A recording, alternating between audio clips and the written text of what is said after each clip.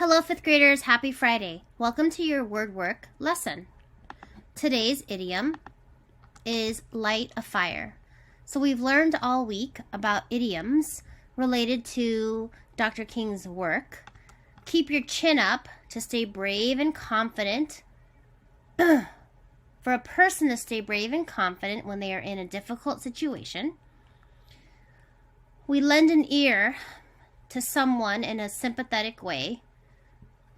To bite your tongue means to stop yourself from saying what you really think, even though it is difficult.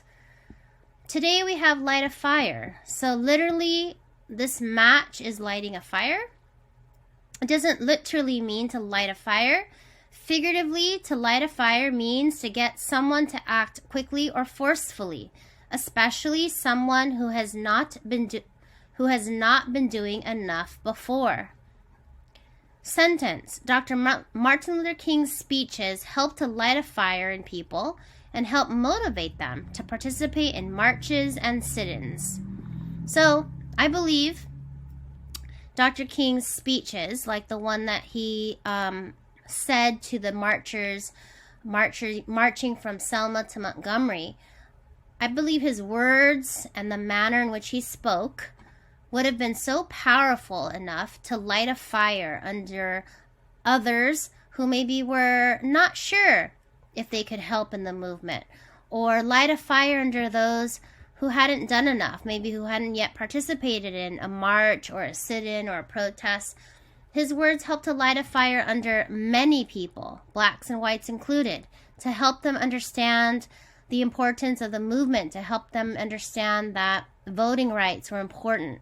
So I think he really always had to keep his chin up despite the difficulties.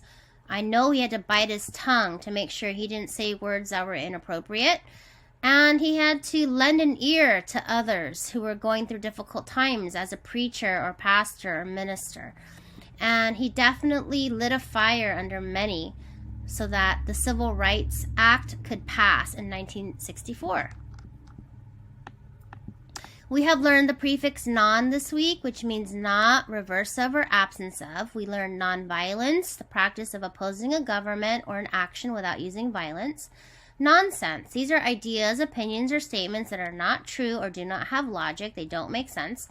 Nonfiction. Books about real facts or events, not imagined ones. Today we have the word non-absorbent. Non-absorbent. Plastic is a non-absorbent material, so it would be good to store our books in the bin so water doesn't seep in, just in case.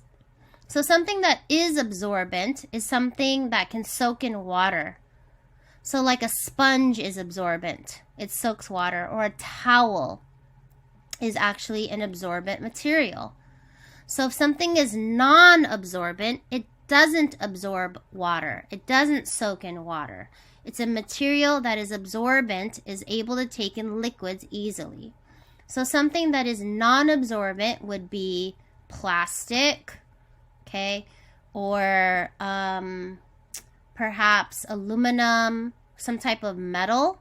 It does not absorb water. Something that is absorbent would be something like a towel, a sponge. Wood is absorbent. It soaks in water. Cracks in a cement can absorb some water. Grass absorbs water.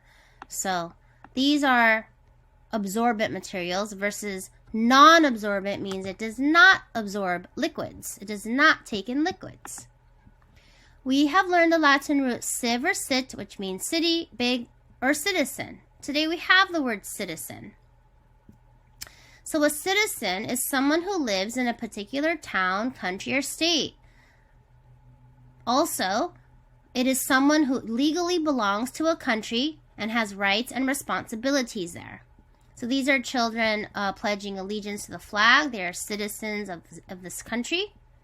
Sentences. In our character counts program, we have learned that good citizens vote and help their community. You might remember we've studied the pillars of character counts. There are 6. And the purple pillar is citizenship, which teaches us that people have to be good citizens, meaning they help their community, they help the environment, they are informed, they vote.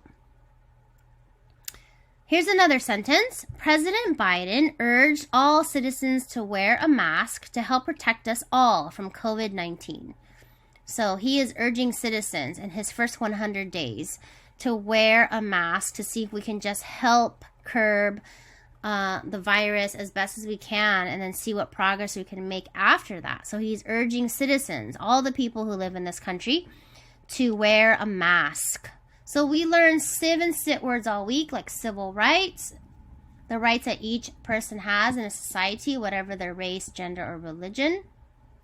We learn to be civil means relating to the people who live in a country, or to be polite in a formal but not very friendly way. A citadel is a strong fort or a small castle built in the past as a place where people could go for safety if their city was attacked, a fortress. So lots of good work this week, 5th graders, with the civ, sit, Latin root, the non-prefix, and idioms related to Dr. King and just in any situation, really.